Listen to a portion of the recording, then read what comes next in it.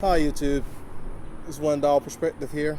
I'd like to engage in a little banter about the dogs, Georgia Bulldogs. See what Dog Nation has to say about them, in my opinion, about Dog Nation.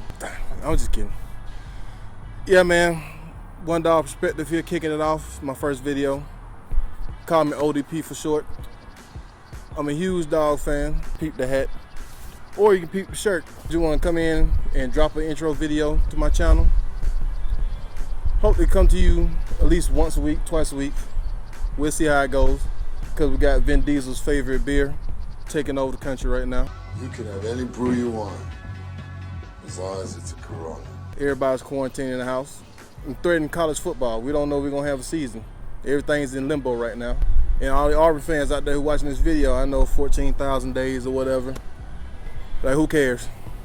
Before y'all won and got lucky with Cam Newton in 2010, y'all ain't won a championship since 1950 or 60 or whatever it was. So you should know about having patience.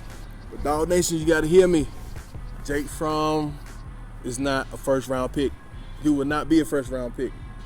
You know it in the heart of hearts that Jake Fromm just doesn't have the measurables. Who knows if he'll make it in the NFL? I wish him best of luck.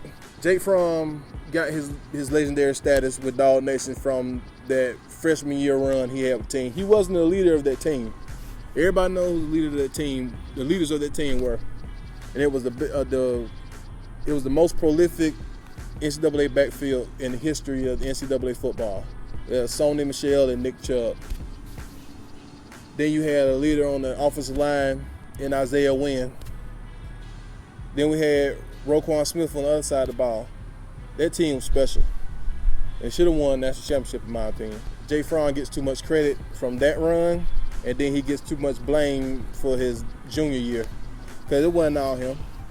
We did have a lot of attrition at the wide receiver position.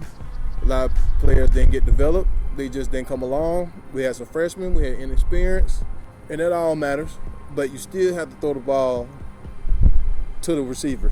You can't overthrow. Can't throw it 5 yards wide. He'll get drafted. Quarterbacks get drafted. They're gonna take a chance on the quarterback before they take a chance on anybody else. Best outlook I have for Jake Fromm, he probably get drafted. If he makes a team, he might get a chance to start as a veteran down the road as a bridge guy to get them to the next quarterback if they don't have anybody in the draft that they want, or they're trying to figure out what they're gonna do. He's gonna be just a veteran backup if he stays in the league. Because remember, Aaron Murray is a better quarterback than Jake Fromm was, or is, and Aaron Murray didn't make it in the NFL. Right now, he's somewhere in the NFL city holding up a sign, "We'll try out for washing your car." So remember that, everybody trying to herald Jake Fromm and his intellect, I guess. But I say he does more before the snap of the ball than any other quarterback, and that led to an amount of nothing. Because I didn't see it. Once the ball snapped, like he didn't know where to go with it. I know we had some young receivers, inexperienced tight ends or whatever, but inexperience doesn't make the quarterback throw the ball 5 yards away from the target, or overthrow it, or underthrow it. That's all on the quarterback. We had two great quarterbacks, potentially great quarterbacks, better than Jake Fromm. But when you talk about the quarterback position, all you need to talk about are the measurables. Arm strength, arm accuracy, mobility in the pocket, being able to run if they need to. Jake Fromm can't do any of that. He has a decent arm, and that's putting it in the best circumstance. Jacob Eason, if he wouldn't have got hurt, would have started the rest of the year, and Jake Fromm wouldn't have started his freshman year. But you know, you take advantage of the situation, you get somebody get hurt, you step up just like Tom Brady did. You say once you get that opportunity, you do not screw it up, pretty much. And Jake Fromm didn't screw it up. I don't think he blew the doors off, but he didn't screw it up. And that let Kirby Smart keep him in, even when Jacob Eason could have had another chance to come back in. Jacob Eason had a monster arm. He still has a monster arm. Every quarterback can work on his accuracy, but he had a monster arm. You can't teach arm strength. You either got it. You can improve it a little bit, but you either got it or you don't. And he had a cannon. Tall, sit in the pocket. His mobility, not the best, but I still think it's better than Jake Fromm's. And he can't run. That was the only knock against Jacob Eason. He got out the pocket. He might run a little bit, but he's not going to beat anybody with his legs. But we had the quarterback for the future. You know who I'm talking about, Justin Fields. And all y'all out there rolling your eyes, come to grips with yourself. Tell the truth. Justin Fields had everything we needed in a quarterback. He just needed more experience with the playbook. If that's the only thing you can say for the quarterback that's a year older than the incoming quarterback with all the talent and all of the measurables that you're looking for, is that the other quarterback just has more experience, you can pare down the playbook just like they did with Jake Fromm. When Jake Fromm came in his freshman year, he didn't know the whole playbook. They pared it down so he can go out there and play more freely. He didn't have to think as much. And that's what you do. You try to help your quarterback. That's what we should have did with Justin Fields. But for some reason, Kirby Smart, they just like to stick with a quarterback who's been in there before. And the only way you get experience is to get experience. So I don't buy that excuse that he was inexperienced. Who cares? You go with the quarterback talent, and the experience will come. Because he went to Ohio State. He didn't have any experience in that playbook. He didn't have any experience with that team. He was a true freshman all over again, pretty much. And I believe he ended up in New York as a Heisman finalist and in the college football playoffs while we were on the sidelines.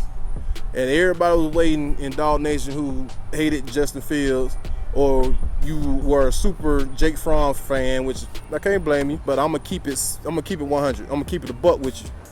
I'm gonna be serious with it. I'm not just gonna jump in and drink the Kool-Aid just because he's a dog quarterback. I'm gonna tell the truth. And Justin Fields has all the potential and the measurables to be better than Jake Fromm ever was, ever could be.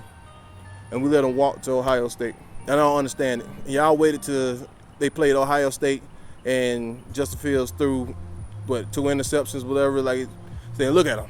He can't play in a big game. He wasn't able to step up to the challenge of playing Clemson. And I don't know what y'all are watching, because Ohio State should have won that game. It wasn't on Justin Fields.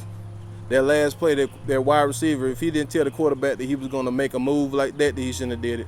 But anyway, you go with the quarterback who has the stronger arm, the better accuracy, the better mobility in the pocket, the ability to be able to use his legs. How could you deny that? But we did, and we kept Jake Fromm. But anyway, that's all water on the bridge. We have potentially 3 first-round draft picks. Depends on how you look at it. I believe Isaiah Wilson could go in the first round. All depends on need at that point. DeAndre Swift can go in the first round, and Andrew Thomas is probably a lot to go in the first round. I think Fromm will probably go second or third round. I think he's definitely a second-day guy. I don't think he's going to go to the third day. He has the chance. I mean, if he proves me wrong, he proves me wrong. It doesn't really matter. This is my opinion. But I just can't look at a guy who now is saying that he thinks his problem with the deep ball was his foot placement. If this guy is so intellectual and has a bright football mind, then how come he couldn't figure it out while he was still in college? You mean to tell me he could do all this before the snap of the ball, but then once the ball is snapped, he doesn't know how to place his feet to throw a deep ball? All right, I'll let y'all have that one. But I don't get it. But anyway, that's my spiel about our quarterbacks. I wish them all well. I'm still going to be a Justin Fields fan. I'm still a Jacob Eason fan. I believe Jacob Eason will go before Jake Fromm. Still a Jake Fromm fan. But, you know, it is what it is. I am excited for the future of Dawg fan football, though. With the recruiting we have coming in, we're always hot. Kirby Smart can recruit his butt off. The whole staff is excellent. I think we have a big chance to finally bring home the hardware since 1980. But we're going to see if we even have a football season this year. I know everything has been pushed back. The players are doing the best they can. We're still virtual recruiting. We're still landing prospects. Everything's still good, so we're going to see what's going to end up with that.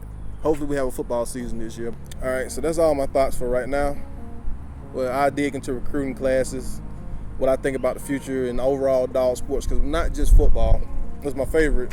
But I love everything about the Dogs. Track, basketball, baseball, you name it, softball. We're good in a lot of different sports programs. But you let me know in the comments.